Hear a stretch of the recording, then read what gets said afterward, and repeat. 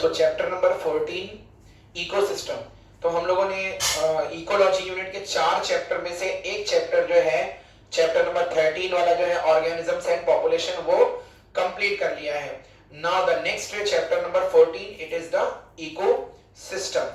तो in ecosystem chapter हम लोगों को जो स्टडी करना है, एक तो जनरल इकोसिस्टम के बारे में पढ़ना है कि इकोसिस्टम के अंदर उसके स्ट्रक्चर और फंक्शन को, प्रोडक्टिविटी स्टडी करना है, डिकम्पोजिशन क्या होता है, एनर्जी कैसे फ्लो होती है, और इकोलॉजी के अंदर जो कॉमन पिरामिड्स हैं वो सब हम लोग यहाँ पर स्टडी करेंगे। और लास्ट में हमको जो है वो 2 न्यूट्रिएंट की साइकिल्स पढ़ना है, जिसको में हमको कार्बन साइकिल और फास्फोरस साइकिल स्टडी करना है, और एक इकोसिस्टम के सर्विसेज को स्टडी करना है। तो कोई ज्यादा बड़ा चैप्टर नहीं है, ये छोटा ही चैप्टर है। पिछले चैप्टर की कंपैरिजन में जो है वो छोटा चैप्टर है। इकोसिस्टम यूजुअली 2 क्वेश्चंस जो है इसके ऊपर पूछे जाते हैं पेपर में। तो यहाँ पर ecosystem, first of all ecosystem की डेफिनेशन अकॉर्डिंग टू एनसीईआरटी जो है मैं यहाँ पर लिखा हूँ। सो ecosystem it is the functional unit of the nature, जहां पर अलग अलग ऑर्गेनिजम्स जो है वो एक दूसरे के साथ में इंटरेक्शन में रहते हैं। जैसा अभी हम लोगों ने कुछ देर इसके पहले के लेक्चर में देखा कि ऑर्गेनिजम्स का आपस में कौन कौन से टाइप का इंटरेक्शन होता है।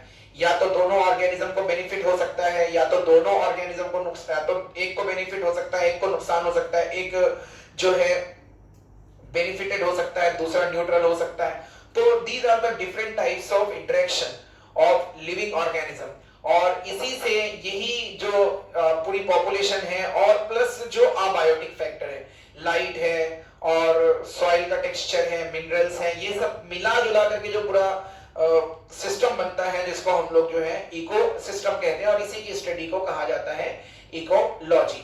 सो as you can see by the definition and ecosystem, it is a functional unit of nature where interaction of living organism with themselves and with the physical environment, मतलब abiotic environment के साथ में उनका relationship देखने को मिलता है।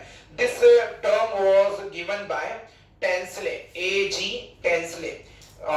A.G. Tansley नाम का साइंटिस्ट था जिसने सबसे पहले इस टर्म को जो है वो इंट्रोड्यूस किया था।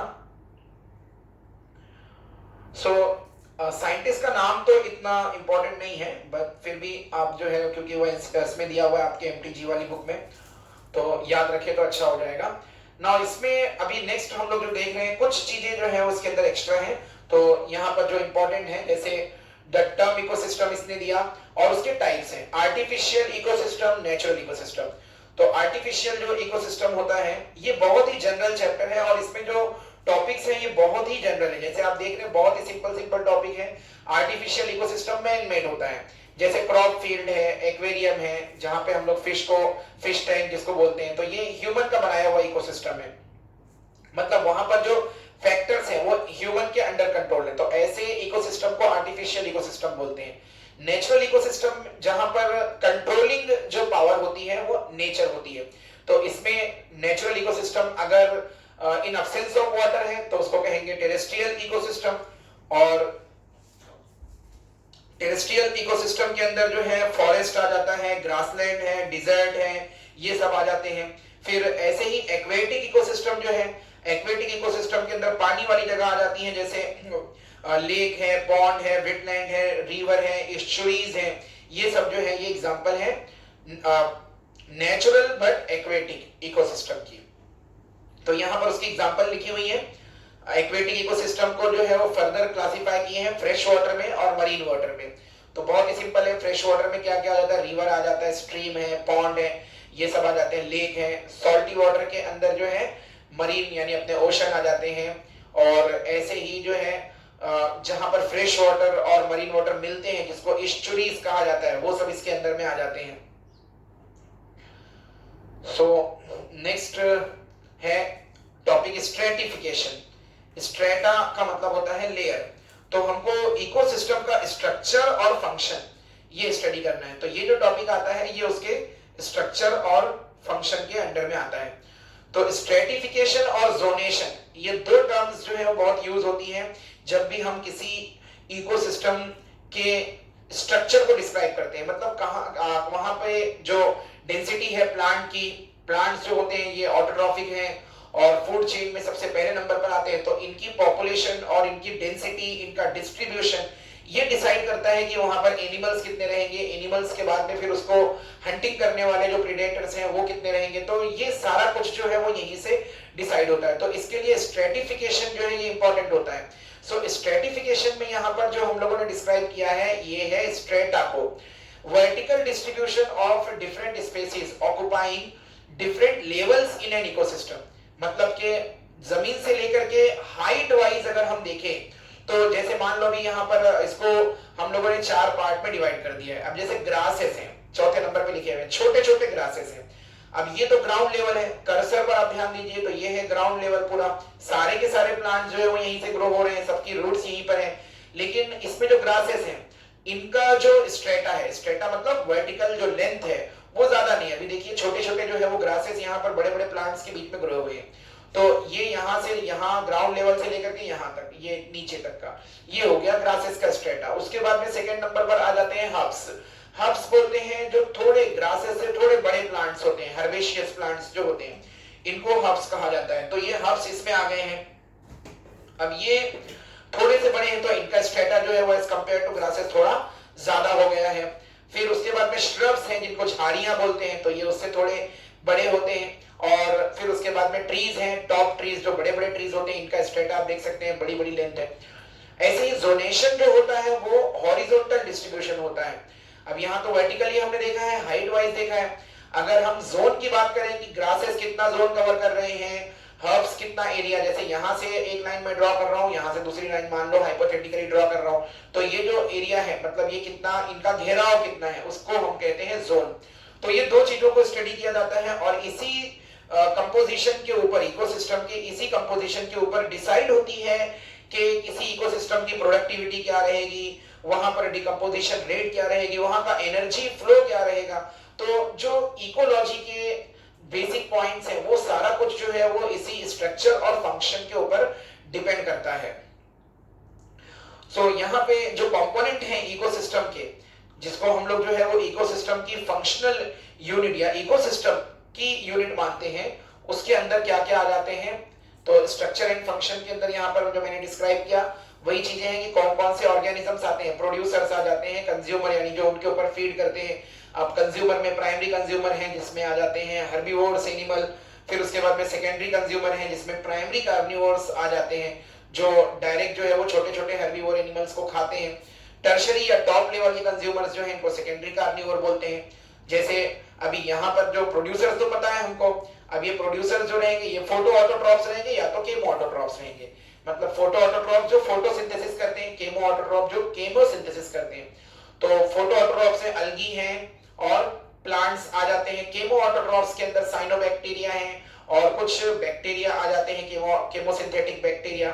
कंज्यूमर में प्राइमरी कंज्यूमर जो हर्बीवोर्स होते हैं, डायरेक्ट जो प्लांट को खाने वाले, जैसे गोट हैं, शीप हैं, ये सब इसके अंदर आ जाते हैं।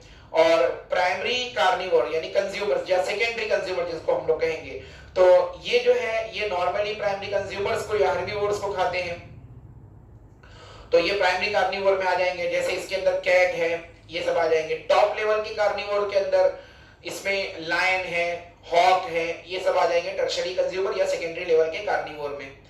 डिकम्पोजर्स जो होते हैं बैक्टीरिया और फंगस इसके अंदर इंक्लूडेड है, जो डेड और डिकेइंग मैटर के ऊपर फीड करते हैं और उसको खत्म करते हैं और न्यूट्रिएंट की जो है रिसाइकलिंग करने के लिए भी रिस्पॉन्सिबल होते हैं ये ऑर्गेनिजम्स।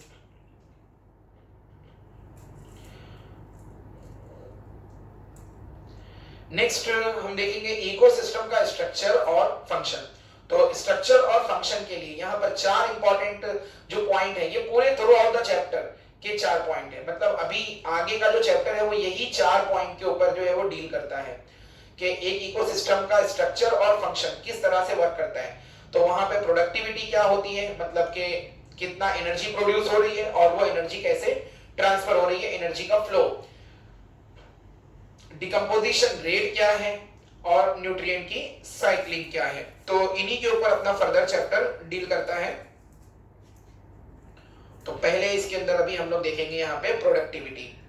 प्रोडक्टिविटी और उसके टाइप है। पहले प्रोडक्टिविटी की डेफिनेशन दी हुई है कि प्रोडक्टिविटी क्या होती है। कंटिन्यूअसली सोलार एनर्जी जो है वो जमीन पर आते रहती है और एक बहुत लो अमाउंट सोलार एनर्जी का जो है वो ट्रैप होता है by primary producer and that small amount is responsible for the production of all the energy which is continuously recycling in our ecosystem. So productivity जो है it is the rate of biomass production.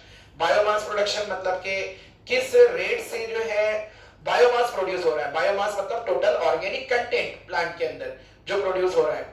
तो अगर rate of biomass production per unit area during a given period of time it is called as the productivity, उसको productivity कहेंगे। It is measured in terms of, ये fill in the blank में कभी पूछता है या तो वेट के टर्म्स में और या कि फिर जो है वो एनर्जी के टर्म्स में। तो वेट के टर्म्स में पूछेगा तो जो है ये पर ग्राम होगा और अगर एनर्जी के टर्म्स में पूछेगा तो इसको जो है वो पर किलो कैलोरी पर मीटर स्क्वायर, इस तरह से एरिया वाइज इसको डिफाइन करते हैं। और प्रोडक्टिविटी को जो है हम अलग अलग इकोसिस्टम की प्रोडक्टिविटी को कंपेयर करते हैं इस सेंस में कि हमको मालूम पड़े कि कौन सा इकोसिस्टम जो है वो कितना प्रोडक्टिव है और इकोसिस्टम की जो हेल्थ होती है वो भी उसके प्रोडक्टिविटी के ऊपर डिपेंड करती है। So there are different types of productivity, अलग अलग टाइप की प्रोडक्टिविटी है। जैसे इसके अंदर पहले है प्राइमरी प्रोडक्टिविटी। तो प्राइमरी प्रोडक्टिविटी जो है it is the amount of biomass production per unit area at the level of the primary producer. Primary producer मतलब प्लांट और अलगी या कुछ केसेस में जो बैक्टीरियल फोटोसिंथेसिस होता है वहां पर हम उनको भी काउंट कर सकते हैं। तो सिंपली अगर हम लोग हायर प्लांट के लिए स्टडी कर रहे हैं तो प्लांट्स के अंदर पर यूनिट एरिया में जितना फोटोसिंथेसिस होकर के बायोमास जमा रहता है उसको बोलते हैं प्राइमरी प्रोडक्टिविटी। तो प्राइमरी प्रोडक्शन की वजह से आ जाती है प्राइमरी प्रोडक्टिविटी। तो अभी यहाँ पे प्राइमरी प्रोडक्टिविटी जो है फिर इसके अंदर प्राइमरी प्रोडक्टिविटी में फिर नेक्स्ट है उसकी टाइप में ग्रोस प्राइमरी प्रोडक्शन या GPP. Gross primary productivity is same as the primary productivity. मतलब प्राइमरी प्रोडक्टिविटी जो हमने डिस्क्राइब किया है, एक प्लांट है जितना भी बायोमास बनाता है फोटोसिंथेसिस करके, टोटल ग्रोस का मतलब टोटल है, टोटल बायोमास, उसको हम कहेंगे ग्रोस प्राइमरी प्रोडक्शन। फिर नेट प्राइमरी प्रोडक्शन क्या होता है, एनपीपी जिसको बोलते हैं। प्लांट जब ग्रोस प्राइमरी प्रोडक्टिविटी करता है तो बहुत सारा बायोमास उसके अंदर सिंथेसाइज होता है, लेकिन जैसा हमको पता है प्लांट्स जो है वो रेस्पिरेशन भी परफॉर्म करते रहते हैं टू ऑब्टेन द एनर्जी। तो जो भी ग्रोस प्राइमरी प्रोडक्शन होता है उसका कुछ amount plant continuously break down करते हैं so as to obtain their own energy.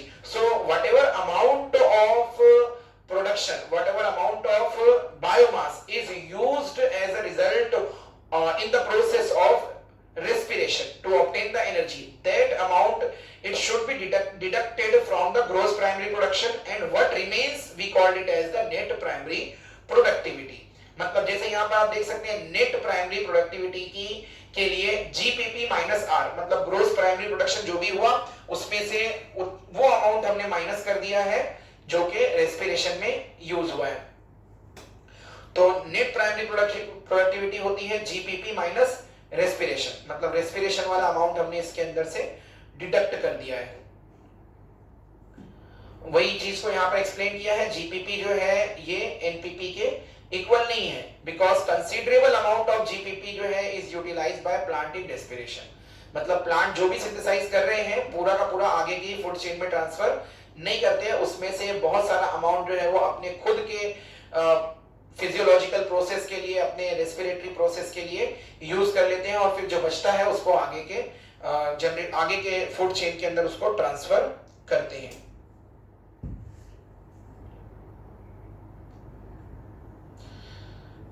Then secondary productivity. So secondary जो प्रोडक्टिविटी होती है, अब नेट प्राइमरी प्रोडक्शन जो होता है ये वो बायोमास होता है जो कंजम्पशन के लिए अवेलेबल होता है। कंजम्पशन मतलब आगे की फूड चेन में ट्रांसफर करने के लिए अवेलेबल होता है, जो हेट्रोट्रॉप्स तक पहुंचता है। हेट्रोट्रॉप में दोनों आ जाते हैं, हर्बीवोर्स भी आ जाते हैं और डिकम्पोजर्स भी आ जाते हैं। तो सेकेंडरी प्रोडक्टिविटी जो है it is the rate of formation of new organic matter, rate of formation of new organic matter by consumer in given period of time. मतलब किसी particular given period of time में rate of formation of new organic matter, मतलब एक animal ने plant को खा लिया है, अब प्लांट को खाने के बाद में वो एनिमल उसको डाइजेस्ट कर रहा है और फिर डाइजेस्ट करने के बाद में फिर कुछ मटेरियल जो है वो अपने खुद के सिंथेसाइज भी कर रहा है और अपनी बॉडी में कुछ अमाउंट बायोमास का स्टोर कर रहा है। तो उस लेवल पर मतलब कि जो कंज्यूमर का लेवल है, ये वाला जो लेवल है कंज्यूमर का लेवल है, तो कंज्यूमर के लेवल पर जो रेट ऑफ स्टोरेज रहेगा उस रेट ऑफ स्टोरेज को बोला जाएगा सेकेंडरी प्रोडक्टिविटी। ऑटोट्रॉफ के लेवल पर जो रेट ऑफ स्टोरेज था उसको हमने नाम दिया था प्राइमरी प्रोडक्टिविटी का, और ये जो है इसको हम कहेंगे सेकेंडरी प्रोडक्टिविटी। देन नेक्स्ट है डीकंपोजिशन। सो डीकंपोजिशन मतलब कि ब्रेक डाउन होना। सो डीकंपोजिशन क्या होता है? It is the sequential breakdown of complex organic matter. जो ऑर्गेनिक मैटर है जिसको लिटर फॉल भी बोला जाता है, उसका धीरे धीरे जो है वो ब्रेकडाउन होना। So it is the process of breakdown of dead organic matter into smaller organic and inorganic substances by decomposer, जिसके अंदर बैक्टीरिया और फंजाई ये आ जाते हैं। तो डिकम्पोजिशन, डिकेइंग होना जिसको हम लोग बोलते हैं, तो ये एक सीक्वेंशियल प्रोसेस है जिसमें जो है कॉम्प्लेक्स ऑर्गेनिक जो डेड ऑर्गेनिक मैटर होता है वो सीक्वेंशियली पहले छोटे छोटे पीसेस में, पार्ट्स में ब्रेक होता है और उसके बाद में फिर उसको दूसरे इनऑर्गेनिक और ऑर्गेनिक सब्सटेंस में फाइनली कन्वर्ट कर दिया जाता है। तो ये जो पूरा प्रोसेस होता है, इस पूरे कंप्लीट प्रोसेस को बोला जाता है डिकम्पोजिशन या डिकेइंग प्रोसेस।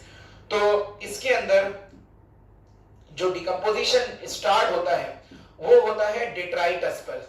डेट्राइटस जो है ये डिकम्पोजिशन के लिए रॉ मटेरियल है। सिंपल हम डेट्राइटस का मतलब ऐसे समझ सकते हैं, एनिमल है, प्लांट है, उनकी बॉडी का भी रिमेन हो सकता है, डेड रिमेन हो सकता है, मतलब डेड प्लांट पूरा होल प्लांट डेड हो जाए, या प्लांट का कोई पार्ट जैसे एक पत्ती है टूट करके गिर गई है और उसके ऊपर छोटे मोटे जो है वो कीड़े वगैरह उसको खा रहे हैं, इंसेक्ट खा रहे हैं उसको, और उसको फिर बाद में बैक्टीरिया और फंगस डिजेनरेट कर दे रहे हैं, तो वो भी डेट्राइटस हो सकता है। एनिमल की बॉडी है, एनिमल का फीकल मैटर है, ये जो भी पूरा मटेरियल है जिसके ऊपर डिकम्पोजिशन का प्रोसेस शुरू होगा, इसको हम कहते हैं डेट्राइटस।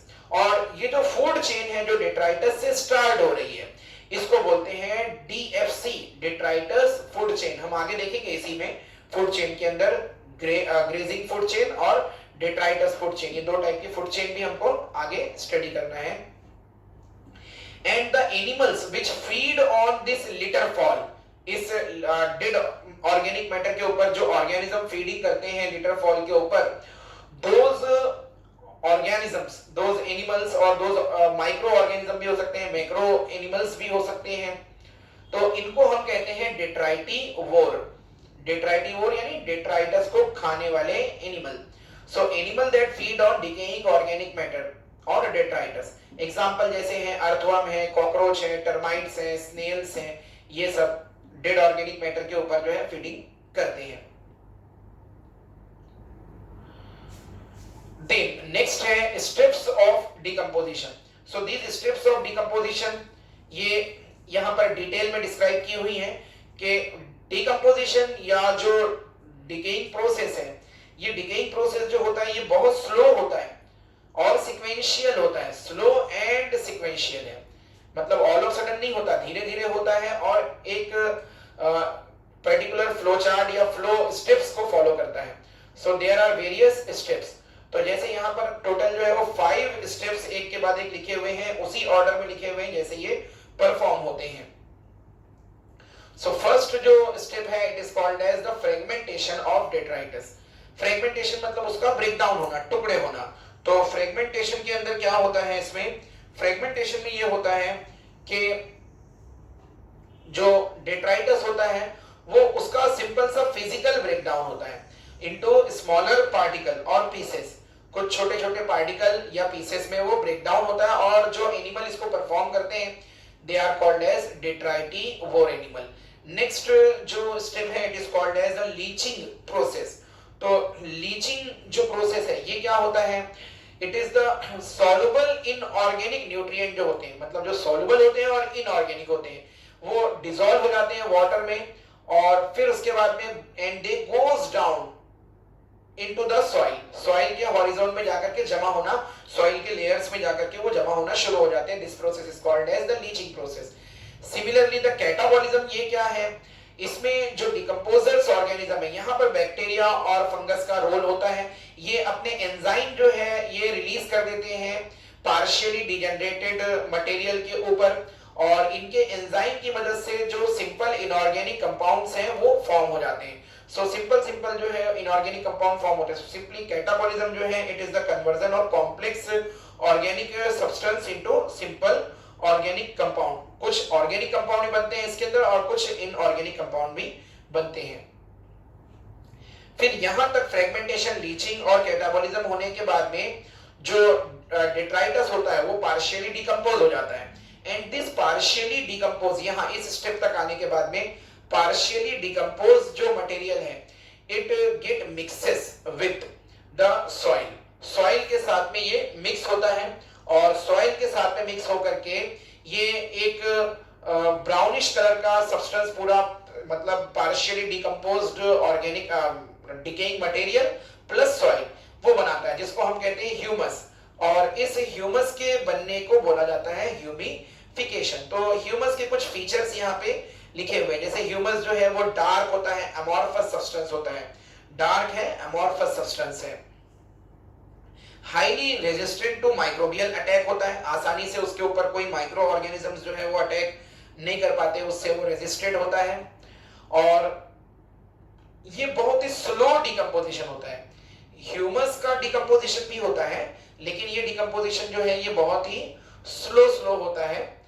और इसमें जो ये रिजर्वायर होता है न्यूट्रिएंट का, क्योंकि ये कोलॉइडल नेचर का होता है, मिक्स हो जाता है वाटर के साथ में, आसानी से मिसिबल हो जाता है, प्रेसिपिटेट नहीं होता, तो कोलॉइडल नेचर का होता है एमॉर्फस होने की वजह से। तो ये आसानी से डिजेनरेट भी नहीं होता और न्यूट्रिएंट रिच होता है। और यही रीजन है कि ह्यूमस रिच जो सॉइल होती है उसके अंदर प्लांटेशन अच्छा होता है। मतलब उसको अगर हम लोग जो है खेत में डाल रहे हैं, फार्म्स में डाल रहे हैं, या उसके ऊपर कोई प्लांटेशन कर रहे हैं, कोई प्लांट्स को उगा रहे हैं, तो वो जल्दी ग्रो होते हैं और अच्छे ग्रो होते हैं। नेक्स्ट जो स्टेप है वो है मिनरलाइजेशन। जैसे यहाँ पे लिखा हुआ है इस पॉइंट में कि it undergo decomposition but very slowly. Decomposition तो होता है उसके अंदर, लेकिन जो स्लो डिकम्पोजिशन है, बहुत ही स्लो डिकम्पोजिशन होता है उसका। तो ये एकदम स्लोली डिकम्पोज होता है, बट फिर भी डिकम्पोज हो ही जाता है आगे जाकर के। तो इसके अंदर जो है यहाँ अगली जो स्टेप है वो है मिनरलाइजेशन। सो ह्यूमस जो है it degraded very slowly to release inorganic substance, जैसे कार्बन डाइऑक्साइड है, वाटर है, और कुछ न्यूट्रिएंट में मिनरल न्यूट्रिएंट है, मैग्नीशियम है, पोटेशियम है, कैल्शियम है, ये सब उसके अंदर निकल जाते हैं और फिर धीरे धीरे ये भी सॉइल के नीचे के हॉरिजॉन्स में जाके जमा हो जाते हैं। सो ये जो पूरा प्रोसेस है इसको बोला जाता है मिनरलाइजेशन प्रोसेस। और मिनरलाइजेशन प्रोसेस तक पहुंचते पहुंचते जो हमारा डिकम्पोजिशन का जो पूरा सीक्वेंशियल इवेंट और सीक्वेंशियल जो प्रोसेस होता है ये हो जाता है कंप्लीट। तो यहाँ पर जो है एक डायग्राम के थ्रू दिखाया हुआ है, और फिर बाद में उसके हम लोग देखेंगे कुछ फैक्टर। तो पहले ये सेम डायग्राम है जो आपके एनसीईआरटी के पेज नंबर 244 पर दिया हुआ है। और यहाँ पर आप सीक्वेंशियल इवेंट यहाँ से देखते जाइए कि एक प्लांट है, जरूरी नहीं है कि डिकम्पोजिशन जो है वो पूरे प्लांट या एनिमल की फुल बॉडी पर हो, उसका कोई पार्ट भी अगर सॉइल के कांटेक्ट में आ गया है, डेट्राइटिवोरस के कांटेक्ट में आ गया है, तो उसका डिकम्पोजिशन स्टार्ट हो जाता है। तो एक सीक्वेंशियल इवेंट यहाँ से दिखाया हुआ है कि इस प्लांट की कोई एक पत्ती टूट गई है, और फिर उसके बाद में ये पत्ती जो है वो लीफ जो है वो धीरे धीरे डिजेनरेट हो रही है फाइनली। तो एक बार जो है इसको आप देख लीजिए अच्छे से कि कौन कौन से इसके अंदर स्टेप्स हैं।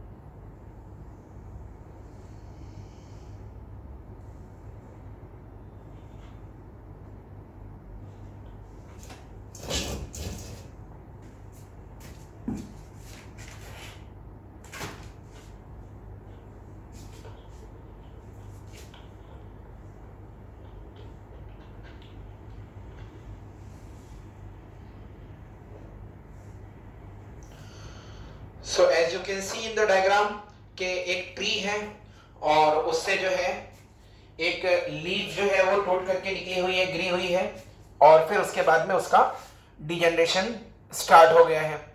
सो ये जो डिजेनरेशन है आप यहाँ पे देख रहे हैं, पहले उसके ऊपर एक green leaf falls to the ground है, देन सम पार्ट जो है it is eaten by the insect, कुछ इंसेक्ट जो है उसको खा ले रहे हैं और न्यूट्रिएंट और एनर्जी जो है वो फूड वेब के थ्रू ट्रांसफर हो रही है, इंसेक्ट के थ्रू फूड वेब में जा रही है।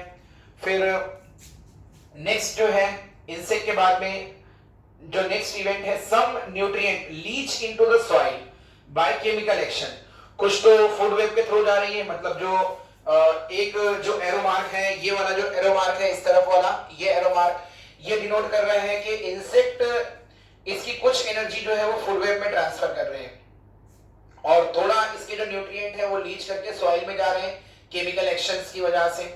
और यहाँ पर आप देख सकते हैं इसके अंदर, तो इसके अंदर थोड़ा पार्ट जो है वो सॉइल में चला गया है और फिर लीव्स जो है वो पार्शियली कंज्यूम हो रही है। ये वाले डायग्राम में देखिए बाय डिकम्पोजर, जैसे इसके अंदर फंजाई हैं, कुछ बैक्टीरिया हैं और फिर जो है ये इसको कन्वर्ट करते हैं लिटर फॉल में, मतलब एक तरह का ऑर्गेनिक वेस्ट। लिटर फॉल का मतलब यहाँ पे है ऑर्गेनिक वेस्ट। तो यहाँ पे देखिए एक मशरूम ग्रो हो गया, मतलब एक फंगस जैसा ग्रो हो गया, कुछ बैक्टीरिया इसके ऊपर फीड कर रहे हैं। फिर फर्दर जो है इसका डिकम्पोजिशन और हो रहा है, अर्थवर्म है जो ह्यूमस के ऊपर भी फीड करते हैं, कुछ बैक्टीरिया हैं, टर्माइट्स हैं, कुछ फंजाई हैं और फाइनली जो है ये इसको सॉइल के साथ में मिक्स कर दे रहे हैं। तो ये डिकम्पोज या पार्शियली डिकम्पोज मटेरियल जब सॉइल के साथ में मिक्स होता है तो ये बन जाता है ह्यूमस और फिर इसी ह्यूमस को यूज करके जो है वो कोई न्यू प्लांट ग्रो हो जाता है। तो यहाँ पर वापस से ये एरो मार्क जो है वो इस प्लांट की तरफ है, मतलब ये इसी तरह का कोई दूसरा प्लांट ग्रो हो जाएगा जिसके अंदर जो भी न्यूट्रिएंट इसके अंदर के थे वो सब यहाँ पर ट्रांसफर हो जाएंगे। तो इसी तरह से इसमें न्यूट्रिएंट की जो साइक्लिंग है, रीसाइक्लिंग है, ये चलती रहती है और यही पूरा जो प्रोसेस होता है इसको हम कहते हैं डिकम्पोजिशन प्रोसेस। कुछ फैक्टर्स हैं जो डिकम्पोजिशन के ऊपर अफेक्ट होते हैं, जैसे रेट ऑफ डिकम्पोजिशन के लिए केमिकल कंपोजिशन क्या है, डिकम्पोजिशन रेट इससे भी स्लो हो जाती है अगर लिग्निन और काइटिन रिच मटेरियल है। तो लिग्निन है मतलब जो वुडन मटेरियल में रहता है, जो हार्ड वुड में रहता है उसके वो है, या कि फिर काइटिन है अगर, जो कि एक तरह का कॉम्प्लेक्स पॉलीसेकेराइड होता है along with some amount of fatty acid. तो उसका डेट्राइटिक जो इसका जो डेट्राइटस होता है इसका डिकम्पोजिशन स्लो होता है। रेट इंक्रीज होती है जब डेट्राइटस जो है वो नाइट्रोजन और वाटर सोलुबल सब्सटेंस जैसे शुगर है, सिंपल शुगर है, उसमें रिच होता है। तो कुछ क्लाइमेटिक कंडीशन है जैसे वार्म एंड मॉइस्ट एनवायरनमेंट जो होता है डिकम्पोजिशन को फेवर करता है। लो टेम्परेचर और अनएरोबिक कंडीशन जो है डिकम्पोजिशन को स्लो डाउन या इनहिबिट करती है। फूड चेन नेक्स्ट अपना टॉपिक रहेगा यहाँ से, food chain and different types of food chain. So transfer of energy या कि food from producer through a series of organism is known as food chain, मतलब एक सीरीज ऑफ ऑर्गेनिजम्स हैं इसमें और उसके थ्रू फूड मटेरियल का ट्रांसफर होना या कि फिर जो है एनर्जी का ट्रांसफर होना, ये आधा इसको इससे मिला करके बनती है food chain. So food chain जो है इसके अंदर एनर्जी फ्लो ये एक बहुत इंपॉर्टेंट इवेंट होता है। तो एनर्जी जो है वो एक फूड चेन के अंदर जो अलग अलग लेवल्स होते हैं, those levels they are called as the trophic level. तो अब इसके अंदर जो है जो डिफरेंट लेवल्स हैं उसमें आ जाते हैं, जैसे प्रोड्यूसर है, प्राइमरी कंज्यूमर है, सेकेंडरी कंज्यूमर है, ये सारे इसके ट्रॉफिक लेवल्स में आ जाते हैं। नेक्स्ट जो है energy flow, the topic of energy flow की एनर्जी जो है वो कैसे फ्लो होती है। तो एनर्जी फ्लो के लिए फूड चेन के हम लोग जो है वो टाइप भी देखेंगे आगे। एनर्जी जो है वो कैसे फ्लो होती है वो यहाँ पर दिखाया हुआ है। सोर्स जो है ये हमारा अल्टीमेट सोर्स ऑफ एनर्जी है। तो इसमें से प्लांट जो है वो 2 से लेके 10%, मैंने अभी थोड़ी देर पहले कहा था कि फोटोसिंथेटिकली जो फिक्स्ड रेडिएशन होता है वो बहुत कम होता है, 2 से 10% जो है इसको प्लांट्स कैप्चर कर लेते हैं और बहुत सारा अमाउंट जो है वो अपने एटमॉस्फेयर में रह जाता है, कुछ अमाउंट जो है वो ओजोन के अंदर ट्रैप हो जाता है, कुछ अदर गैसेस भी ट्रैप कर लेते हैं। सो नियरली 2 to 10% जो है ये फोटोसिंथेसिस के लिए यूज होता है और इसी से बनता है PAR, मतलब फोटोसिंथेटिकली एक्टिव रेडिएशन। तो जो फोटोसिंथेसिस वाला एक्टिव रेडिएशन होता है ये PAR जो होता है ये बहुत ही 2 से 10% से ही बनता है। सो एनर्जी जो है वो ट्रांसफर हो रही है इकोसिस्टम में फ्रॉम फूड से इकोसिस्टम में, और यही जो जो फ्लो ऑफ एनर्जी है इट इज वेरी इंपॉर्टेंट, क्योंकि आगे हमको जो है वो अलग अलग टाइप के पिरामिड पढ़ने हैं। तो फ्लो ऑफ एनर्जी जो है ये हमेशा यूनी डायरेक्शनल होती है, और इसीलिए एनर्जी वाला पिरामिड जब हम स्टडी करेंगे तो वो हमेशा अपराइट मिलेगा हमको। एनर्जी फ्लो जो है वो ऑलवेज सन से लेके, मतलब सूरज से लेके पहले प्रोड्यूसर तक, और उसके बाद में फिर डिफरेंट ट्रॉफिक लेवल, मतलब के प्राइमरी कंज्यूमर है, सेकेंडरी कंज्यूमर है, टॉप लेवल के कार्निवोर से वहां तक का ट्रांसफर होती है। और हर ट्रॉफिक लेवल के बीच में एक मेजर अमाउंट ऑफ एनर्जी जो है वो हीट के फॉर्म में लॉस भी होता है। So major energy is used for metabolic activity, only less amount of energy is stored as a biomass। तो कुछ एनर्जी जो है वो हर ट्रॉफिक लेवल पर हीट के फॉर्म में लॉस भी होती है। इसको बोला जाता है Lindeman 10% law, means only 10% of energy जो है ये ट्रांसफर होती है हर एक ट्रॉफिक लेवल पर, मतलब पीछे के ट्रॉफिक लेवल से आगे के ट्रॉफिक लेवल में सिर्फ 10% एनर्जी जो है वो जाती है, बाकी की जो एनर्जी होती है वो हीट के फॉर्म में लॉस हो जाती है। इसको बोला जाता है लिंडमैन्स 10% लॉ। अगेन एक डायग्राम है एनर्जी फ्लो का 14.3, energy flow through different trophic level. Same diagram है एनसीईआरटी का। तो यहाँ पर आप देख सकते हैं कि पहले सूरज से जो है ये एनर्जी आ रही है, कुछ एनर्जी जो है वो हीट के फॉर्म में यहाँ पर भी लॉस हो रही है। Some amount of heat energy is trapped by the first trophic level, जो कि प्रोड्यूसर का लेवल है। एक प्लांट यहाँ पर दिखाया हुआ है, by photosynthetic activity this plant captures the energy. और फिर उसके बाद में इस प्लांट के ऊपर एक इंसेक्ट फीड कर रहे हैं, एक वर्म फीड कर रहे हैं, थोड़ा एनर्जी यहाँ से भी जो है फिर लॉस हो रही है। तो ये सेकेंड ट्रॉफिक लेवल है, और जो हीट के फॉर्म में लॉस हो रही है वो ज्यादा लॉस हो रही है। Only 10% is transfer from this plant to this animal. Then next इस एनिमल को जो है वो एक स्पैरो खा ले रही है, सपोज यहाँ पे अर्थवर्म है, स्पैरो खा ले रही है, या कि फिर जो है इसको कोई दूसरा एनिमल जो है वो खा ले रहा है। तो हर ये यहाँ पे एक फूड वेब बना हुआ है, हर एक स्टेप पर, हर एक ट्रॉफिक लेवल पर some amount of energy is lost in the form of heat. और फाइनली जो है वो यहाँ तक जो टॉप लेवल का कार्निवोर है, यहाँ पर हॉक दिखाया हुआ है, ये टॉप लेवल के कार्निवोर तक के जो अमाउंट ऑफ एनर्जी है वो बहुत कम पहुंचती है। तो यहाँ प्राइमरी प्रोड्यूसर से लेके यहाँ टर्शरी लेवल तक, टर्शरी कंज्यूमर के लेवल पर जो अमाउंट ऑफ एनर्जी है ये बहुत ही कम पहुंचता है, because at each trophic level a major portion of the energy is lost in the form of heat। तो सेम बात है कि अगर जितनी लंबी फूड चेन रहेगी तो लास्ट में जो आएगा उसको अमाउंट ऑफ एनर्जी कम मिलेगी, और या कि फिर जो है वो फूड वेब बहुत कॉम्प्लिकेटेड है, means many different animals are present in a food web. तो उसमें जो लास्ट के ट्रॉफिक लेवल पर रहने वाला एनिमल है उसको एनर्जी कम जाएगी। अगेन ये उसी को फूड वेव के फॉर्म में जो है एनर्जी के ट्रांसफर को दिखाया गया है। तो जैसा पीछे हमने डायग्राम देखा था, सेम उसी डायग्राम को जो है यहाँ पे फ्लो चार्ट के थ्रू समराइज किया हुआ है। तो सूरज से पहले जो है वो एनर्जी प्रोड्यूसर्स तक जा रही है, फिर प्रोड्यूसर से कंज्यूमर्स को जा रही है, कंज्यूमर से फिर कुछ हीट के फॉर्म में लॉस हो रही है। यहाँ पर देख सकते हैं हर एक स्टेप के ऊपर हीट के फॉर्म में अमाउंट ऑफ एनर्जी लॉस हो रहा है, और फिर डिकम्पोजर से जो है वो इनऑर्गेनिक न्यूट्रिएंट के फॉर्म में इनऑर्गेनिक न्यूट्रिएंट पूल बना करके सॉइल में जमा हो रही है, फिर अगेन उसको प्रोड्यूसर यूज कर रहे हैं। Again at this level also some amount of heat energy is lost. Now there are different types of food chain. तो अलग अलग टाइप की फूड चेन हमको जो है स्टडी करना है। दो टाइप के जो है वो फूड चेन हमको पढ़ना है यहाँ पे। एक जो फूड चेन है उसको बोलते हैं ग्रेजिंग फूड चेन, शॉर्ट में इसको GFC लिखा जाता है। So the food chain that begins with the producer continued with herbivore is called as grazing food chain।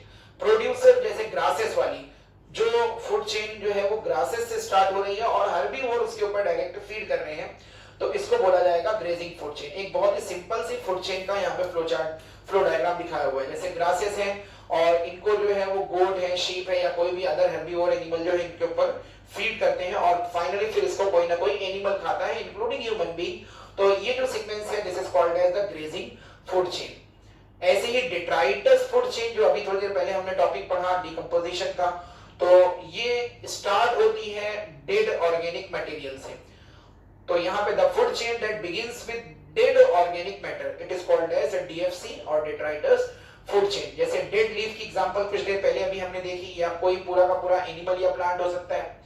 So from dead leaf earthworm उसको फीड कर रहा है, फिर अर्थवर्म के ऊपर जो बर्ड फीड कर रहा है। तो ये जो फूड चेन है यहाँ पर ये डेड ऑर्गेनिक मैटर से स्टार्ट हो रही है, it is called as the detritus food chain. Saprophytic. Saprophytes are those organisms which feeds on detritus. ये एक और अल्टरनेट टर्म है, इनको हम लोग जो है वो डेट्राइटिवोर भी बोलते हैं, और इसी को जो है सेप्रोफाइट भी बोला जाता है। ऐसे एनिमल या ऐसे ऑर्गेनिज्म को सेप्रोफाइट्स बोलते हैं जो डेड मैटर के ऊपर फीडिंग करते हैं, और they are also called as the detritivore. तो दोनों दो अलग अलग टर्म्स हैं, दोनों की मीनिंग जो है सेम ही है। इकोलॉजी के अंदर हम लोग जो है नॉर्मली डेट्राइटिवोर टर्म यूज करते हैं, और डेट्राइटस से जो फूड चेन स्टार्ट होती है उसको डीएफसी या डेट्राइटस फूड चेन बोला जाता है। फिर यहाँ पे ट्रॉफिक लेवल है, अलग अलग ट्रॉफिक लेवल, जो फूड चेन के ट्रॉफिक लेवल है, जैसे प्राइमरी प्रोड्यूसर है, फिर कंज्यूमर में प्राइमरी कंज्यूमर है, सेकेंडरी कंज्यूमर है, फिर टर्शियरी कंज्यूमर्स हैं, इस तरह के। So they are called as the trophic level. Each step of the food chain is called the trophic level. ये छोटी छोटी डेफिनेशंस हैं जिनके ऊपर कभी कभी पेपर में जो है वो क्वेश्चंस आते हैं, और हम लोग जो है इसको बहुत ही सिंपल समझ के छोड़ देते हैं, बट समटाइम पेपर में कुछ स्टेटमेंट टाइप के जो क्वेश्चंस होते हैं, ट्रू एंड फॉल्स टाइप के, वहां पर इसके स्टेटमेंट दे दिया रहता है, तो वहां पर हमसे क्वेश्चन जो है वो कभी रॉन्ग हो जाता है। तो ये जो बहुत ही छोटे छोटे पॉइंट्स हैं, मैंने यहाँ पर सभी को इंक्लूड कर दिया है इसके अंदर, स्लाइड के अंदर। सो ट्रॉफिक जो लेवल है, each step of the food chain, हर एक किसी भी फूड चेन की ईच एंड एवरी स्टेप को हम बोलते हैं trophic level. Now a very important definition, एक बहुत इंपॉर्टेंट डेफिनेशन है ट्रॉफिक लेवल से जुड़ी हुई, जिसको हम कहते हैं standing crop. And this standing crop, it is nothing but it is the amount of the biomass जो कि स्टोर होता है। So each trophic level has certain amount of biomass, living material उसके अंदर जो स्टोर होता है किसी एक पर्टिकुलर गिवन टाइम पर। डेफिनेशन देख लो, technical definition, each trophic level has a certain mass of living material at a particular time, it is called as the standing crop। इसी को हम स्टैंडिंग क्रॉप बोलते हैं। तो डेफिनेशन जैसी दी हुई है एनसीईआरटी में बिल्कुल वैसी मैंने लिखी है, और द स्टैंडिंग क्रॉप जो है it is measured as a mass of living organism, जिसको हम इन जनरल बायोमास बोलते हैं, और इसको पर यूनिट एरिया नंबर इसको मेजर करते हैं पर यूनिट एरिया के हिसाब से। नेक्स्ट है फूड वेब। बहुत सारी फूड चेन को मिलाकर के एक फूड वेब बनता है। The natural interconnection of food chains forms a food web, मतलब डिफरेंट टाइप की फूड चेन है और उससे मिलाकर के जो है एक फूड वेब बनता है। सो एग्जांपल दी हुई है यहाँ पे फूड चेन की, वही एग्जांपल है जो पेज नंबर 246 पर एनसीईआरटी वाली। यहाँ पे आप देख सकते हैं इस तरफ एग्जांपल्स में ये ट्रॉफिक लेवल लिखे हुए हैं, और ये ट्रॉफिक लेवल के अंदर फिर उसके एग्जांपल्स इस तरफ लिखे हुए हैं। सो प्राइमरी जो प्राइमरी प्रोड्यूसर है ये फर्स्ट ट्रॉफिक लेवल में आते हैं, and these are the plant. अलगी हो सकते हैं, प्लांट हो सकते हैं, हायर प्लांट हो सकते हैं, अलगी हो सकते हैं। तो इसमें क्या क्या आ जाता है, फाइटोप्लैंक्टन है, ग्रास है, ट्रीज है। फिर प्राइमरी कंज्यूमर्स को बोला जाता है ट्रॉफिक लेवल के हिसाब से, इसको हम बोलते हैं सेकंड ट्रॉफिक लेवल वाले ऑर्गेनिज्म, और इसके अंदर आ जाते हैं हर्बीवोर एनिमल, मतलब जो डायरेक्ट जो है प्लांट्स के ऊपर फीडिंग करते हैं, they are the herbivore animals. इसमें सेकंड ट्रॉफिक लेवल में आ जाते हैं ज़ूप्लैंक्टन, ग्रास हॉपर और काउ, मतलब जो ग्रेजिंग एनिमल्स हैं। फिर सेकेंडरी कंज्यूमर्स, प्राइमरी कंज्यूमर के बाद में सेकेंडरी कंज्यूमर हैं जो कि थर्ड ट्रॉफिक लेवल पर आते हैं, कार्निवोर होते हैं यूजुअली ये, और कुछ जो है वो ओमनीवोर्स भी इसके अंदर ही आ जाते हैं, बर्ड्स हैं, फिशेज हैं, वोल्फ हैं। और फिर टर्शरी लेवल या इनको हम लोग बोलते हैं फोर्थ या टॉप लेवल के कार्निवोर, इसमें ह्यूमन बीइंग आ जाता है, लायन है और इस तरह के फैल्कन है, ये सब इसके अंदर आ जाते हैं। तो कुछ एग्जांपल याद रखो, कैसे याद रखना है इसको और क्या पूछता है। एक तो ये इस तरफ का ट्रॉफिक लेवल पूछता है, और ये यहाँ पर जो है इनका ट्रॉफिक लेवल का कंज्यूमर लेवल क्या है वो पूछता है, और इस तरफ की एग्जांपल है। जैसे बहुत सारे नाम दे देगा और पूछेगा कि ये सब इनमें कितने जो है वो सेकेंड ट्रॉफिक लेवल में आएंगे, और कितने सेकेंडरी कंज्यूमर हैं, कितने टॉप लेवल के कार्निवोर हैं, ये इस तरह से पेपर में क्वेश्चन आता है। तो जब आप क्वेश्चन की प्रैक्टिस करेंगे तो वहां पर इसके ऊपर आपको क्वेश्चन जरूर मिलेंगे। Again this is the good example of food web. Food web की यहाँ पर जो है वो एग्जांपल दी हुई है। मतलब ये देखो, इसमें बहुत सारी जो है वो फूड चेन है, डिफरेंट फूड चेन है, और ये सारे के सारे फूड चेन आपस में जुड़ी हुई है। तो मैं इसको एक्सप्लेन नहीं कर रहा हूं क्योंकि ये एक तो डायग्राम अपनी बुक का है नहीं, दूसरी चीज ये कि यहाँ पर जो है वो सिर्फ फूड चेन और फूड वेब का क्या इंटरकनेक्शन होता है उसको दिखाने के लिए यहाँ पर इसको, इस डायग्राम को मैंने शो किया है। तो आप इसको देखो गौर से, इस डायग्राम को 2 से 3 मिनट तक देखोगे तो खुद ही समझ में आ जाएगा कि कहां से जो है वो फूड चेन स्टार्ट हो रही है, और फिर फूड चेन जो है वो कहां से डायरेक्ट होकर के किसी दूसरे ट्रॉफिक लेवल पर जा रही है। तो समझ में आ जाएगा यहाँ पर कहां से फूड चेन है, और बहुत सारी इंटरकनेक्टेड फूड चेन से जो है आपको फूड वेब मिलेगा। जैसे एक एग्जांपल मैं इसी में आपको बता देता हूं, ये ग्रासेस है, मतलब यहाँ पे हम इसको, ये प्राइमरी प्रोड्यूसर्स है, तो इसको कौन कौन खा सकता है। यहाँ पर एक इंसेक्ट दिखाया हुआ है, ये खा सकता है। फिर यहाँ पर जो है ये डियर दिखाई हुई है, ये खा सकता है। यहाँ पर एक एनिमल दिखाया है, ये भी हर्बीवोर एनिमल है, ये इसको खा सकता है। फिर इनको फीड करते हैं, इनको फीड करने वाले ये कुछ बड़े एनिमल्स हैं जो इनको फीड करते हैं। इसको फीड करने वाला ये एक बड़ा एनिमल है, लायन दिखाया हुआ है, टाइगर दिखाया हुआ है, ये इसको फीड कर रहा है। तो इस तरह से डिफरेंट फूड चेन को मिला करके बन जाता है पूरा एक कंप्लीट फूड वेब। तो ये जो है एक आइडियल डायग्राम है जो कि फूड वेब को एक्सप्लेन कर रहा है। नेक्स्ट टॉपिक है ecological pyramid. Ecological pyramids. Now pyramids क्या होते हैं? इकोलॉजिकल पिरामिड्स जो होते हैं, these are the graphical representation of energy, biomass, number of different organism. अलग अलग ऑर्गेनिज्म के नंबर को लेकर के उसके अंदर प्रोड्यूस होने वाली एनर्जी, ट्रांसफर होने वाली एनर्जी, और या कि फिर जमा रहने वाला ऑर्गेनिक मटेरियल जिसको बायोमास या स्टैंडिंग क्रॉप बोलते हैं, इसको लेकर के जो पिरामिड बनाया जाता है, जो ग्राफिकल रिप्रेजेंटेशन बनाया जाता है, जैसा यहाँ पे आप साइड में देख रहे हैं एक पिरामिड बना हुआ है, इसी को हम बोलते हैं इकोलॉजिकल पिरामिड। इसके डिफरेंट टाइप्स भी हैं, हम देखेंगे। तो पहले कुछ कैरेक्टरिस्टिक फीचर्स देख लेते हैं इकोलॉजिकल पिरामिड की। जो बेस होता है पिरामिड का, कोई भी पिरामिड हो, जो उसका बेस होता है ये वाला, यहाँ पर डायग्राम के थ्रू आप देख सकते हैं जो इसका बेस है, इसमें आ जाते हैं प्राइमरी प्रोड्यूसर। छोटा छोटा लिखा हुआ है बट फिर भी विजिबल है ये। सो प्राइमरी प्रोड्यूसर्स जो है वो यहाँ पर आ जाते हैं। पॉसिबल हो तो आप अपने वीडियो का स्क्रीनशॉट लेकर के उसको जूम करके देख सकते हैं, तो आपको नाम ये जो है क्लियरली विजिबल हो जाएंगे। डायग्राम ये वाला तो एटलीस्ट एनसीईआरटी में नहीं है, बट जो दूसरे डायग्राम्स है वो दिए हुए हैं आगे की स्लाइड में, मैं उसको इंक्लूड किया हूं। कुछ कैरेक्टरिस्टिक फीचर है। बेस ऑफ द पिरामिड जो है ये ब्रॉड होता है, सबसे ब्रॉड होता है, और जैसे जैसे हम लोग जो है वो ऊपर की तरफ जाते जाएंगे तो नैरो होता जाएगा। ब्रॉड होने का मतलब होता है मोर इन नंबर, मोर इन अमाउंट और मोर इन एनर्जी। ऊपर जो इसका नैरो वाला जो पार्ट है, अपेक्स पार्ट जो है, ये नैरो होता चला जाता है, तो इसका मतलब होता है लेस इन नंबर और less in amount of energy. तो रिलेशनशिप जो है इसको एक्सप्रेस किया जाता है इन टर्म्स ऑफ नंबर, एनर्जी और बायोमास। तो ये 3 टाइप के पिरामिड हमको आगे स्टडी करने के हैं। So base of the pyramid represent the producer, and apex जो है ये टॉप लेवल का कंज्यूमर या कार्निवोरस, इसको इस ट्रॉफिक लेवल को डिनोट करता है। मोस्ट ऑफ द इकोसिस्टम में जो पिरामिड्स होते हैं, जैसे पिरामिड ऑफ नंबर है, पिरामिड ऑफ बायोमास है, पिरामिड ऑफ एनर्जी है, ये अपराइट होते हैं। अपराइट का मतलब सीधे होते हैं। जैसा यहाँ ये जो पिरामिड दिखाया हुआ है ये एक आइडियल पिरामिड है जिसमें ये अपराइट है, मतलब कि बेस जो है वो ब्रॉड है और अपेक्स जो है वो नैरो है। मतलब यहाँ पे प्रोड्यूसर्स का नंबर ज्यादा है और कंज्यूमर, फिर सेकेंडरी कंज्यूमर और टर्शियरी टॉप लेवल कंज्यूमर्स का नंबर जो है वो रिड्यूस होता गया है। Now this is the diagram which is given in your textbook। तो यहाँ पर देखिए इसके अंदर पहला वाला जो है ये है pyramid of number. So pyramid of number, usually pyramid of number हो चाहे पिरामिड ऑफ बायोमास हो या एनर्जी हो, मैं बात कर रहा हूं यूजुअली ये अपराइट होते हैं। यूजुअली कुछ कंडीशन ऐसी है जहां पर ये इन्वर्टेड हो सकते हैं।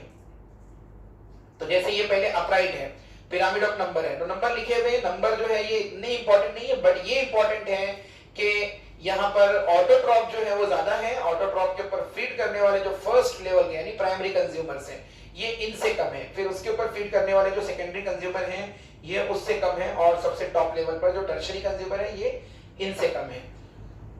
तो ये अपराइट है पिरामिड ऑफ नंबर।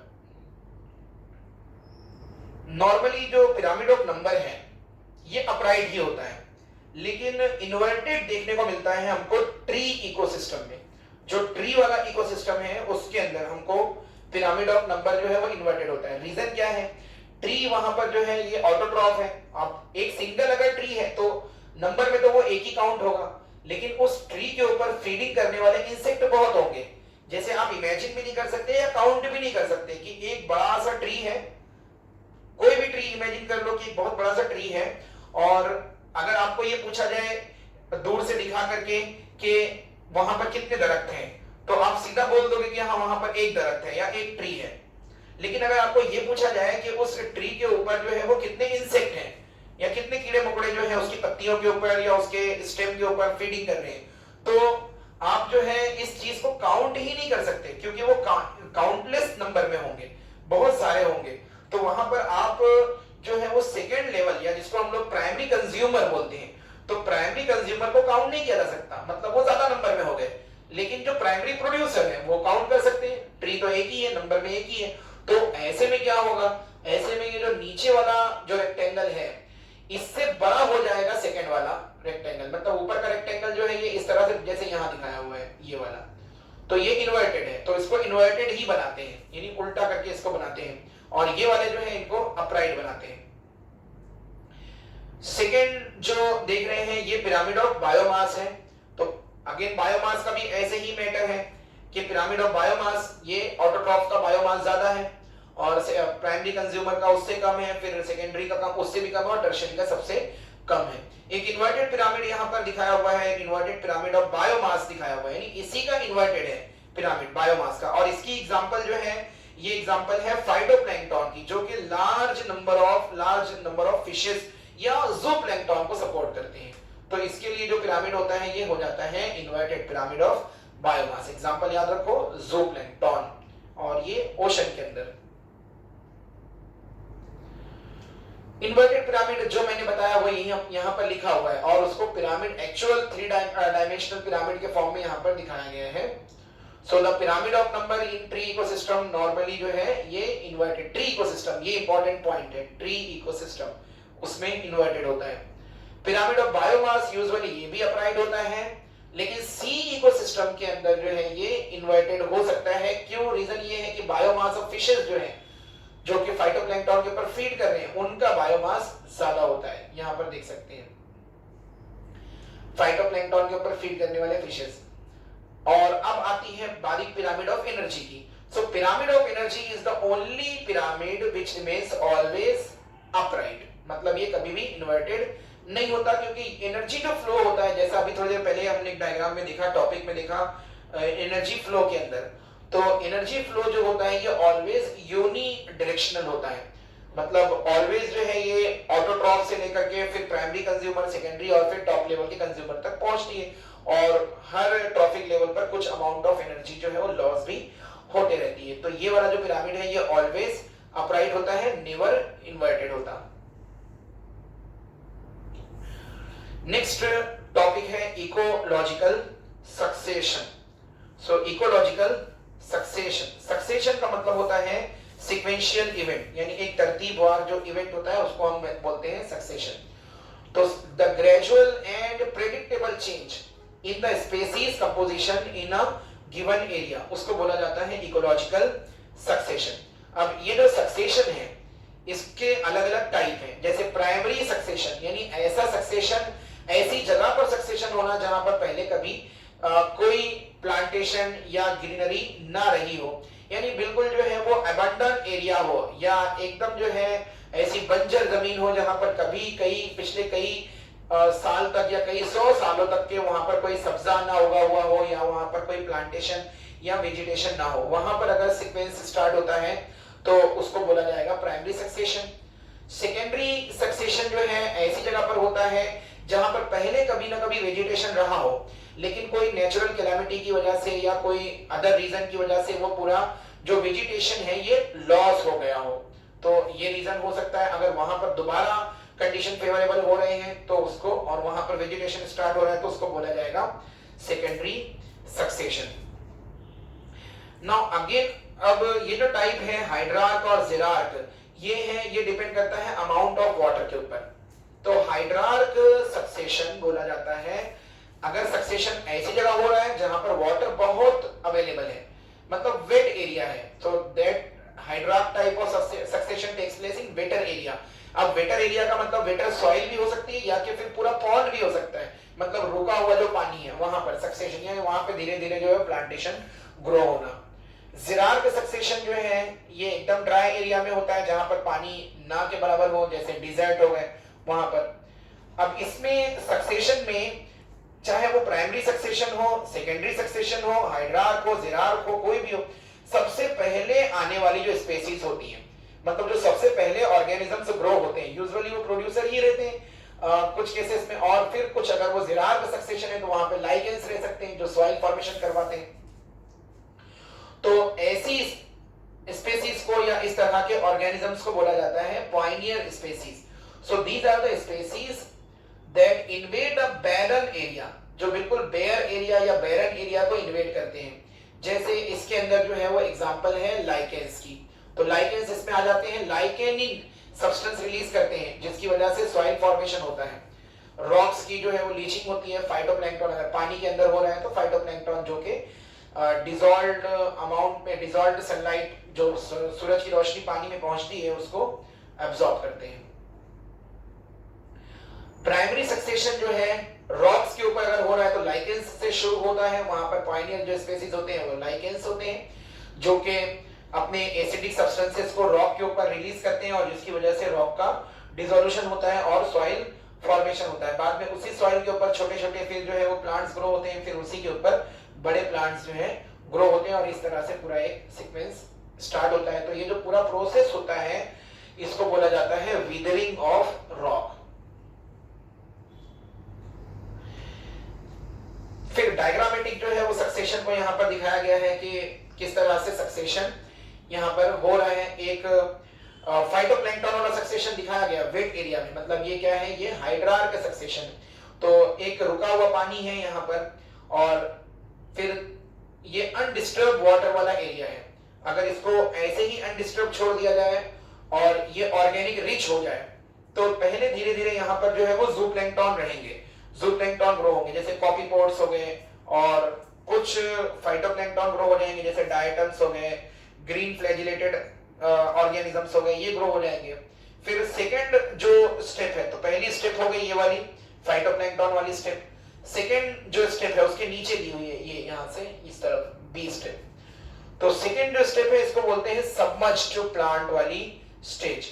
तो इसमें कुछ प्लांट जो है वो सबमर्ज्ड आ जाते हैं, सबमर्ज्ड मतलब यहाँ पे बॉटम में डूबे हुए। तो यहाँ पर देख सकते हैं आप कि कुछ प्लांट्स जो है वो पानी में डूबे हुए हैं। तो इसके अंदर जो है कुछ डूबे हुए प्लांट में जैसे हाइड्रीला हो गया, फिर पोटेमोजेटॉन हो गया, ये पूरी एग्जांपल, ये पूरी लिस्ट जो है आपके एमटीजी की बुक में दी हुई है कि सबमर्ज्ड के अंदर कौन से आते हैं, फ्लोटिंग में कौन से आते हैं, फ्री फ्लोटिंग के अंदर कौन कौन से आते हैं। तो इसके लिए पूरी एक लिस्ट दी हुई है, बट आपको इतना याद रखने की जरूरत नहीं है। एमटीजी की बुक में अगर आप देखोगे तो पेज नंबर 307 पर जो है इसमें सब दिया हुआ है कि रीड स्वैम्प स्टेज के अंदर कौन कौन से प्लांट आते हैं, मार्श मीडो स्टेज में कौन से आते हैं, स्क्रब में कौन से आते हैं, क्लाइमेक्स स्टेज में कौन से आते हैं। तो इतने सारे साइंटिफिक नेम्स हैं, ये आपको सभी याद रखने की जरूरत नहीं है, बट एज एन एग्जांपल मैं एक या दो नाम जो है वो बोल दे रहा हूं। तो जैसे ये जो सबमर्ज्ड प्लांट वाली स्टेज है इसके अंदर नाजस है और पोटेमोजेटॉन नाम का प्लांट है, हाइड्रीला है, ये सब इसके अंडर में आ जाते हैं। फिर उसके बाद में नेक्स्ट जो स्टेज है वो इसके नीचे दिखाई हुई है, ये वाली स्टेज। तो यहाँ पर जो है वो सबमर्ज्ड प्लांट थे, पूरी तरह से डूबे हुए थे बॉटम में यहाँ पर, और यहाँ पे आप देख रहे हैं तो कुछ प्लांट्स जो हैं वो सबमर्ज्ड भी है यानी डूबे हुए भी है और कुछ फ्लोटिंग भी है। तो ये जो स्टेज होती है इसको बोलते हैं submerged free floating plant stage, मतलब जहां पर सबमर्ज्ड भी हो, सबमर्ज्ड यानी डूबे हुए भी हो और कुछ फ्री फ्लोटिंग हो। यहाँ पर देखिए फ्री फ्लोटिंग है, ऊपर तैर रहे हैं। तो कुछ सबमर्ज्ड हैं, डूबे हुए हैं, और कुछ फ्री फ्लोटिंग है। तो एग्जांपल में इसमें अजोला है, वोल्फिया है और आइकोर्निया है, ये सब इसमें आ जाते हैं। फिर नेक्स्ट जो स्टेज है वो ये वाली, यहां से इस तरफ है डायग्राम। तो ये जो स्टेज है इसको बोलते हैं read swamp stage. Read swamp का मतलब होता है, स्वैम्पी का मतलब होता है दलदल जैसा एरिया, और रीड का मतलब यहाँ पे छोटे छोटे ग्रासी टाइप के प्लांट। तो यहाँ पे ग्रासी टाइप के प्लांट, ऐसा नेटवर्क वाले प्लांट रीड टाइप के प्लांट हैं, और ये रीड स्वैम्प स्टेज है। इसमें सेजिटेरिया होता है, टाइफा होता है, ये सब इसके अंदर में आ जाते हैं। ये कुछ प्लांट है। फिर ऐसे ही जो है वो फ्रेगमाइट्स हैं, ये सब इसमें आते हैं रीड स्वैम्प में। नेक्स्ट है मार्श मीडो स्टेज। मार्श मीडो इसके बाद की स्टेज है। जो ग्रासेस है वो थोड़े बड़े हो गए हैं, बॉटम वाले ग्रासेस भी बड़े हो गए हैं, साइड में भी ग्रासेस आ गए। एक चीज और यहाँ से यहाँ जो चेंज हम देख रहे हैं, वाटर का अमाउंट धीरे धीरे कम होता जा रहा है। मतलब इसमें पानी जो है एकदम ऐसा कम होता जा रहा है, दलदली इलाका हो गया। ऊपर से देखने में ऐसा लगता है कि नीचे जो है वो पानी नहीं होगा, लेकिन नीचे थोड़ा पानी रहता है और ऊपर से जो है वो सॉइल रहती है। तो ये इस तरह की जो स्टेज है इसको बोलते हैं मार्श मीडो स्टेज। अब ये मार्श मीडो स्टेज में भी अलग अलग टाइप के प्लांट है, जैसे इसमें आता है कैरेक्स है, जंकस है, सिप्रियस है, ये सब है इस स्टेज के अंदर आने वाले प्लांट। फिर स्क्रब स्टेज उसके बाद वाली। तो स्क्रब स्टेज जो है ये वाली है, बड़े बड़े इसमें जो है वो अभी प्लांट्स आ गए हैं। अभी इतने बड़े नहीं हुए हैं कि पूरा फॉरेस्ट नहीं बना है, लेकिन फॉरेस्ट बनने की तरफ जो है वो स्टेज चली गई है। तो ये जो स्टेज है इसको बोलते हैं स्क्रब या श्रब भी बोलते हैं। एक्चुअली स्क्रब और श्रब ये दोनों ही टर्म अल्टरनेटिवली यूज होते हैं। तो स्क्रब स्टेज है, मतलब यहाँ पर क्या है, यहाँ पर ग्रासेस भी है बड़े बड़े, और कुछ श्रब्स भी है, और एक दो जो है वो बड़े बड़े ओडी ट्रीज है, यानी ओडी प्लांट है। तो इस टाइप के प्लांट इसके अंदर है। अब इसमें जो है वो कौन कौन से प्लांट आ जाते हैं, इसके अंदर कुछ श्रब्स आ जाते हैं। श्रब्स की जो एग्जांपल है वो है इसमें सेलिक्स है, कॉर्नस है, ये दो श्रब की एग्जांपल है। और ट्रीज के अंदर जो है वो अल्नस है और पॉपुलस है, ये दो ट्रीज कॉमन एग्जांपल है। फिर उसके बाद में आती है फाइनल स्टेज, जिसको हम लोग जो है वो क्लाइमैक्स स्टेज बोलते हैं, ये वाली स्टेज, जहां पर जो है वो ग्रासेस भी है और बड़े बड़े प्लांट्स जो है ये ज्यादा हो गए और पानी पूरी तरह से खत्म हो गया है। ये नेचुरल एजिंग हो गई है। मान लो ये अपनी लेक थी और ये धीरे धीरे लेक पूरी खत्म हो गई है और वो एरिया पूरा जो है वो फॉरेस्ट में कन्वर्ट हो गया है। तो यहाँ पर अब जो स्पेसीज ग्रो हो रही हैं ये बड़ी स्पेसीज हैं, और यहाँ पर एक पूरा फॉरेस्ट का इकोसिस्टम एस्टेब्लिश हो गया है, और बड़े बड़े ओडी ट्रीज इसके अंदर ज्यादा हैं। तो क्वेरकस है, ओक ट्री है, फिर अल्नस है, फिर एबीस ट्री होता है, टेक्सास का ट्री है, इस तरह के ट्रीज इसमें आ गए। अब ये स्टेजेस के अंदर जो प्लांट्स हैं ये सभी, हर स्टेज में 3-3, 4-4 प्लांट की एग्जांपल है, और सभी जो है वो साइंटिफिक नेम है। तो अगर आपकी किस्मत बहुत खराब रहेगी तो पेपर में इस तरह से क्वेश्चन आएगा कि साइंटिफिक नेम जो है वो दे दिया और उसको पूछा गया कि उसको सीक्वेंस में लगाओ, तो 90% बच्चे जो है उसको चुपचाप छोड़ के आगे बढ़ जाएंगे, क्योंकि इतने सारे साइंटिफिक नेम जो है वो याद रख पाना तो बहुत मुश्किल है। हाँ, कुछ लोग जो है वो हो सकता है कि पूरे नाम याद भी कर ले, तो वो लोग अटेम्प्ट कर सकते हैं उसको। तो ये था हमारा टॉपिक इधर का, यहां तक हमने पढ़ा सक्सेशन तक का। नेक्स्ट टॉपिक है इस चैप्टर का, वो है nutrient cycling, second last topic है। उसके बाद में एक छोटा ही टॉपिक जो है रिमेनिंग रहेगा, वो होगा इकोसिस्टम सर्विसेज। हम उसको भी कंप्लीट कर लेंगे इसी लेक्चर में। सो न्यूट्रिएंट साइक्लिंग, यहाँ पे आप देख सकते हैं नेक्स्ट साइकिल्स, कुछ बायो जियोकेमिकल साइकिल्स हमको स्टडी करना है, कुछ साइकिल्स। तो उसमें 2 साइकिल हमको यहाँ पर स्टडी करना है, क्योंकि नाइट्रोजन की जो साइकिल है वो ऑलरेडी आपने 11th में स्टडी कर रखी है प्लांट ग्रोथ वाले चैप्टर में। अभी जो हमको स्टडी करना है वो है इसमें फॉस्फोरस साइकिल है और कार्बन साइकिल है। तो ये दोनों साइकिल के रिजर्वायर की बेसिस पर बायो जियोकेमिकल साइकिल या न्यूट्रिएंट साइकिल के 2 टाइप्स बताए जाते हैं। सो movement of nutrient elements through various component of an ecosystem between biotic and non-biotic यानी abiotic components के बीच में उसकी सर्कलिंग होना, इसको बोला जाता है bio geochemical cycle. Bio means with in living organism, Jio means on the earth और विद इन द सॉइल। तो इसकी मूवमेंट, अब इसमें दो टाइप के साइकिल है, जैसे गैसियस साइकिल है जिसका रिजर्वायर जो है वो गैसेस एटमॉस्फेयर में होगा। So gaseous cycle, cycle which have its reservoir of the nutrient in the atmosphere. तो इसमें आ जाती है एग्जांपल कार्बन और नाइट्रोजन साइकिल। फिर है sedimentary cycle, sedimentary cycle, cycle which have its reservoir of the nutrient in earth crust, earth crust में है तो उसको सेडिमेंट्री बोलेंगे, और अगर एटमॉस्फेयर में है तो उसको बोला जाएगा गैसियस साइकिल। तो जैसे इसमें गैसियस साइकिल के अंदर कार्बन और नाइट्रोजन है, ऐसे ही सेडिमेंट्री में फास्फोरस साइकिल है और सल्फर साइकिल है। तो दोनों तरफ से हमको एक एक स्टडी करना है, मतलब इस तरफ से हमको जो है वो कार्बन साइकिल स्टडी करना है और यहाँ से हमको फास्फोरस साइकिल स्टडी करना है। तो पहले है कार्बन साइकिल, पहले जनरल इंट्रोडक्शन है कार्बन साइकिल का कि कार्बन कंटेंट कितना होता है ऑर्गेनिजम्स के अंदर, ये चीज यहाँ पर बताई हुई है।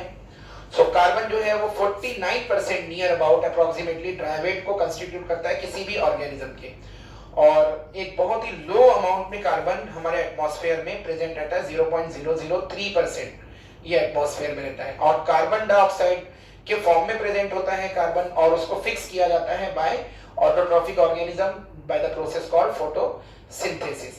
तो ये एटमॉस्फेयर को कार्बन जो है फिर अगेन कार्बन डाइऑक्साइड के फॉर्म में रिटर्न होता है bye the process called burning of fossil fuel है, बर्निंग ऑफ वुड है, नेचुरल कुछ फॉरेस्ट फायर की वजह से, कंबशन की वजह से ऑर्गेनिक मैटर के, ये सब जो है वो अगेन कार्बन डाइऑक्साइड को हमारे एटमॉस्फेयर में रिटर्न करने के लिए रिस्पॉन्सिबल होती है। इसकी साइकिल भी अभी हम लोग यहाँ पर देखते हैं। तो कार्बन साइकिल को थोड़ा यहाँ पर सिंप्लीफाई करके दिखाया हुआ है।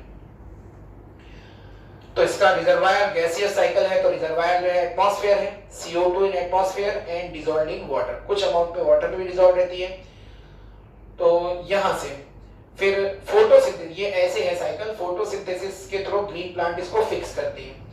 फिर ग्रीन प्लांट्स जो है रेस्पिरेशन करते हैं, अपना मेटाबॉलिज्म करते हैं और अगेन कार्बन डाइऑक्साइड प्रोड्यूस करते हैं, फिर वो एटमॉस्फेयर को रिटर्न हो जाती है। तो ये इस तरह से यहां से ऐसे ट्रांसफर हो रही है। ग्रीन प्लांट्स जो है अगर उनकी डेथ हो जाए तो उनकी बॉडी जो है वो डिके हो जाती है, या अगर डेथ ना हो, ये ऐसे भी एक एरो मार्क गया है जो थोड़ा स्क्रीन के बाहर चला गया है, मतलब ये यहाँ से ये ग्रीन प्लांट्स को जो है वो एनिमल खा लेते हैं बाय द फूड चेन। तो दोनों ही कंडीशन में, या अगर इनको एनिमल खा लिए या कि फिर जो है इनकी डेथ हो गई। अगर एनिमल खा लेंगे तो एनिमल रेस्पिरेशन और मेटाबॉलिज्म करके कार्बन डाइऑक्साइड रिटर्न करेंगे एटमॉस्फेयर को, और अगर प्लांट हो या एनिमल हो, दोनों की अगर डेथ हो जाएगी तो इनसे जो है वो इनकी बॉडी का डिके होता है।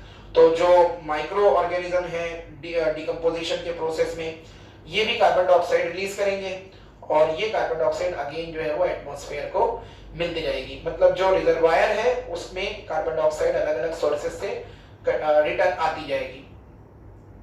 फिर ग्रीन प्लांट जो जिनकी डेथ हो गई है, जिनका डिके भी नहीं हो पाया है और जो बहुत सॉइल के नीचे के हॉरिजॉन्स में जाके जमा हो गए हैं, और आज से कई हजारों साल पहले इस तरह के जो प्लांट हैं उनको अर्थ के प्रेशर के थ्रू उसको कन्वर्ट कर दिया जाता है फॉसिल फ्यूल्स में। फिर ह्यूमन जो है वो इंडस्ट्रियल यूज के लिए फॉसिल फ्यूल को डिग आउट करता है और फिर उसको इंडस्ट्रियल प्रोसेस में व्हीकल्स में उसका कंबशन होता है, कंबशन में उसका जलना, और उससे फिर जो स्मोक प्रोड्यूस होता है वो भी कार्बन डाइऑक्साइड रिच होता है। तो इस तरह से भी कार्बन डाइऑक्साइड एटमॉस्फेयर को रिटर्न मिलता रहता है।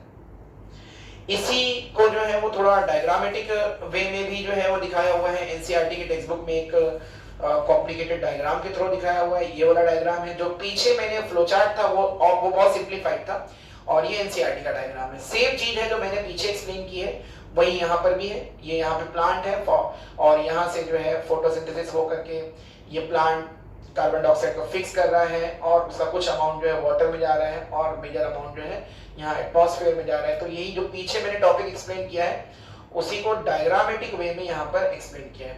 तो जो ओशंस के अंदर है या रॉकी एरिया में जो कार्बन डाइऑक्साइड जाता है, कई साल के बाद में, कई 100 सालों के बाद में वो लाइमस्टोन में कन्वर्ट हो जाता है और डोलोमाइट में कन्वर्ट हो जाता है। तो लाइमस्टोन और डोलोमाइट वगैरह जो होते हैं ये एक तरह से जो है ओर्स होते हैं, कैल्शियम और मैग्नीशियम कार्बोनेट इनका केमिकल नेचर होता है, उसके अंदर भी कार्बन डाइऑक्साइड जमा रहता है। तो ये सब जो है ये कार्बन डाइऑक्साइड का रिजर्वायर है और ये एज अ रिजर्वायर काम करते हैं। नेक्स्ट जो साइकिल है it is the phosphorus cycle और सेडिमेंट्री साइकिल है, मतलब इसका जो स्टोरेज है ये रॉक्स के अंदर होता है। रिजर्वायर जो है इसका रॉक होते हैं या अर्थ का क्रस्ट होते हैं। तो सिंप्लीफाइड फॉस्फोरस साइकिल यहाँ पे दिखाई हुई है। सो रॉक मिनरल जो कि उसका रिजर्वायर है, वीदरिंग होना, अभी थोड़ी देर पहले वीदरिंग पढ़े थे, मतलब इसका ब्रेकडाउन होना, लाइकेंस जो करते हैं। फिर यहाँ से कुछ अमाउंट में फॉस्फोरस निकल के सॉइल में आ जाता है। सॉइल के साथ में अगर सॉइल में वाटर प्रेजेंट है तो सॉल्यूशन फॉर्म में जमा हो जाता है। वहां से वो रन ऑफ होके, रन ऑफ यानी ड्रेन होकर के एक्वेटिक बॉडीज में चला जाता है और सॉइल से कुछ अमाउंट जो है इसका अपटेक हो जाता है बाय द प्लांट और प्रोड्यूसर्स।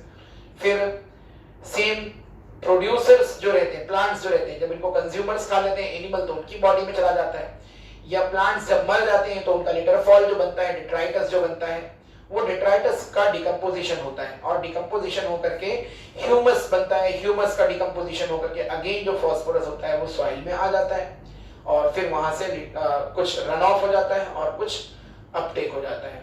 तो इस तरह से ये फॉस्फोरस जो है ये फॉस्फेट के फॉर्म में, फ्री फॉर्म में नहीं होता, फॉस्फेट के फॉर्म में ये अपने एटमॉस्फेयर में अलग अलग ट्रॉफिक लेवल के थ्रू ये घूमता रहता है। तो ये है हमारी फॉस्फोरस साइकिल। उसी को यहाँ पर पॉइंट्स के थ्रू डिस्क्राइब किया है, उसका इंपॉर्टेंस भी बताया हुआ है शुरू के कुछ 2-3 पॉइंट में।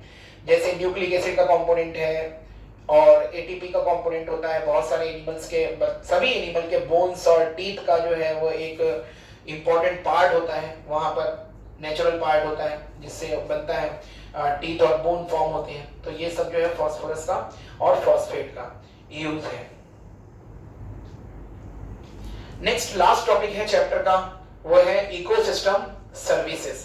मतलब इकोसिस्टम की सर्विसेज। सर्विसेज का मतलब यहाँ पे जो इकोसिस्टम है, जो फॉरेस्ट इकोसिस्टम है या किसी भी टाइप का एक्वेटिक इकोसिस्टम हो या फॉरेस्ट वाला इकोसिस्टम है, वो हमारे लिए किस तरह से बेनिफिशियल है, मतलब वो कौन कौन से सर्विसेज ह्यूमन बीइंग के लिए करता है। तो इकोसिस्टम की सर्विसेज, तो जो प्रोडक्ट है इकोसिस्टम के प्रोसेसेस के, उसमें उसको हम लोग कहते हैं इकोसिस्टम सर्विसेज।